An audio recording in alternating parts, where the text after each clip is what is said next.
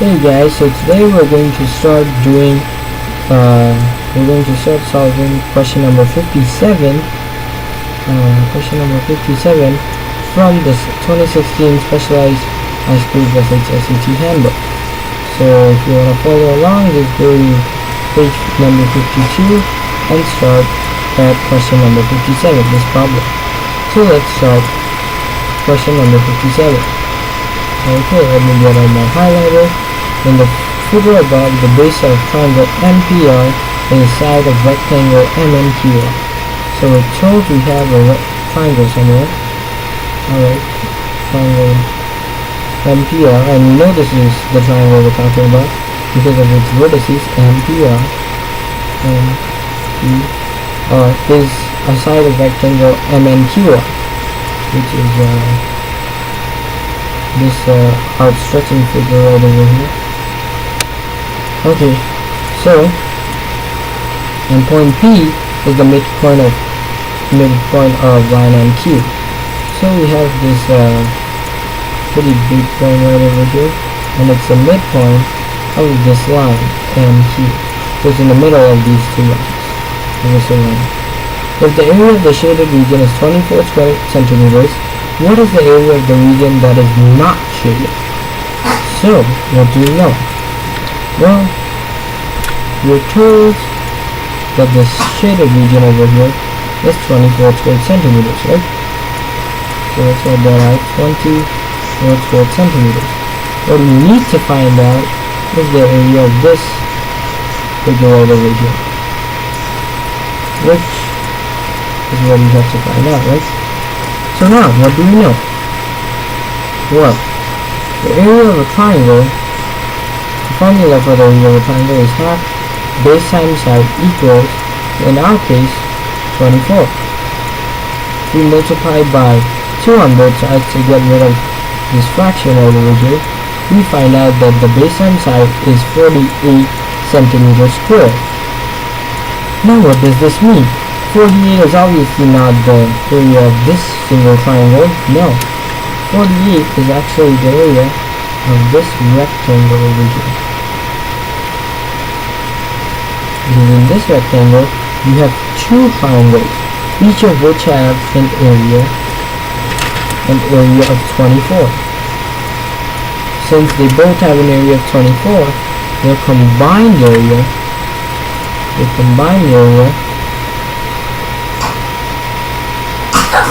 is 48. Now same thing with the other side. The other side also has two triangles that have a combined area of 48. If we add these two areas up, we get 96 square centimeters. So our answer must be E, 96 square centimeters, right? But that's actually wrong, because that's the area of the whole rectangle. We're asked only the area of the unshaded region. So what do? We subtract 24, which is the area of the shaded region, from the total region of the rectangle to get our final answer of 72 square centimeters. What is 72 square centimeters? That is the area of the unshaded region of this rectangle. Alright, let's move on. How many more people in Central City walk to work? Okay, like this is a keyword. Walk to work rather than ride their bicycles to work. So let's color code this. Ride their bicycles to work. Well, we know that 4% of Central City rides bicycles, whereas 22% walk to get to their jobs or whatever. Now, to find out the total amount, how many more people walk than ride their bicycles, we need to know the total amount in the city, which is 15,000. So what do? Well, let's first find out how many people in this city walk to work. So what do? We take 22%, which written as a decimal is 0.22. Why, you may ask? Well, 0.22 is simply 22 over 100. So 0.22 times the total amount of people through it in the city. That should give us how many people only walk to work. Okay, so our final answer for that should be 3,300 people. And you just have to do the math for that one. There's no calculator on the SHSAT, so you have to manually do it. Now, how many people ride their bicycles to work? Well, we do the same thing. What's 0.04? Because remember, it's not 0.4. 0.4 is 40%. This is 4%. So what's 0.4 times 15,000? Oh, I'm sorry, I should have added an extra zero over here. Well, we should get 600, right? And just to make sure, we can simply go to Google and type in 15,000 times 0.04, and Google will give us 600. Now, that's not our final answer. We need to subtract 3,300 minus 600 to see how many more people walk than ride their bicycles. So what's 3,300 minus 600? Well, our final answer should be 2,700 people. So 2,700 people walk to work rather than ride their bicycles. Let's move on. Okay, if x and y are positive integers such that 0.75 equals x over y, what is the least value for x? Now what is this question really asking? If we have a fraction x over y and its value is 0.75, they're asking us for the simplified version of this fraction. So now what is 0.75 as a fraction? Well, 75 over 100, right? But remember, we need to simplify it to the lowest terms. Simplifying this fraction, 75 over 100, to the lowest terms will give us the least possible value for x. Well, now if you know your fractions, you obviously know that 175 equals 3/4. And since you can simplify that fraction further, your answer will be 3. Because that's the value for x, which is the denominator. But if you don't know that 3/4 equals 0.75, you just have to simplify this 75 over 100 out. But you should know your basic fractions, like 3/4, 1/8, if you're really into it, 1/6. So yeah, let's move on.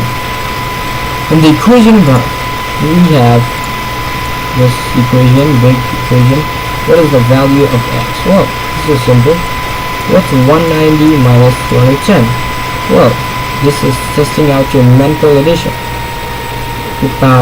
Simply do 210 minus 190. So flip it backwards.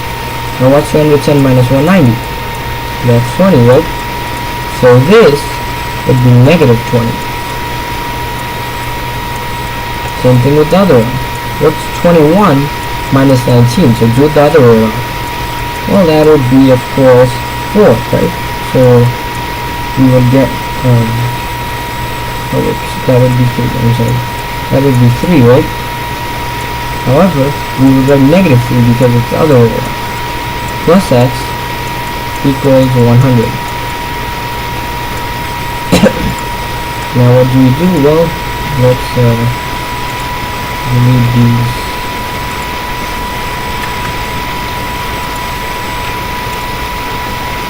Okay, sorry about that. Okay, so now we know that the absolute value of negative 20 is 20, plus the absolute value of negative 3 is 3, plus x equals 100, right? Now, oh, I'm sorry, this is supposed to be 2. Okay, so 20 plus 2 is 22, plus x equals 100, and now it's just a matter of simple addition, subtraction rather. We subtract 22 from both sides, and we get 100 minus 22, which if we compute in Google's calculator, we should get 78. So our final choice is F, 78. Alright, let's move on to question number 61. Mrs. Grant's car gets between 20 and 22 miles, is my Highlander, between 20 and 22 miles per gallon inclusive. The gasoline she uses, it costs between 4.20 and 4.50 per gallon. What is the greatest amount? Note that they're asking for the greatest amount Mrs. Grant would spend on gasoline to drive her car 200 miles. Now, if you're clever, you might notice that this is about inequalities. You see, Mrs. Grant's car gets between 20 and 22 miles per gallon inclusive. So that would mean it's 20,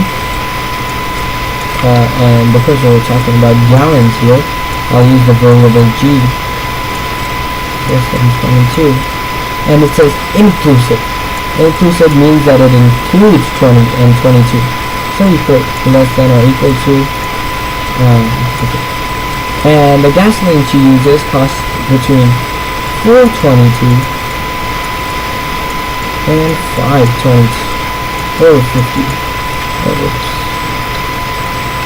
Let me just erase this over here. So that's a cost between 4.20 and 4.50. Now what if she wanted to drive 200 miles? The car's for 200 miles, right? 200 miles. Well, how do you get from 20 to 200? Well, you simply multiply by 10, of course, right? So what would we do on the other side? We would also multiply by 10 to get 22 times 10 is 220. So that's the amount of miles per gallon she will get, correct? Now, we didn't multiply the costs yet.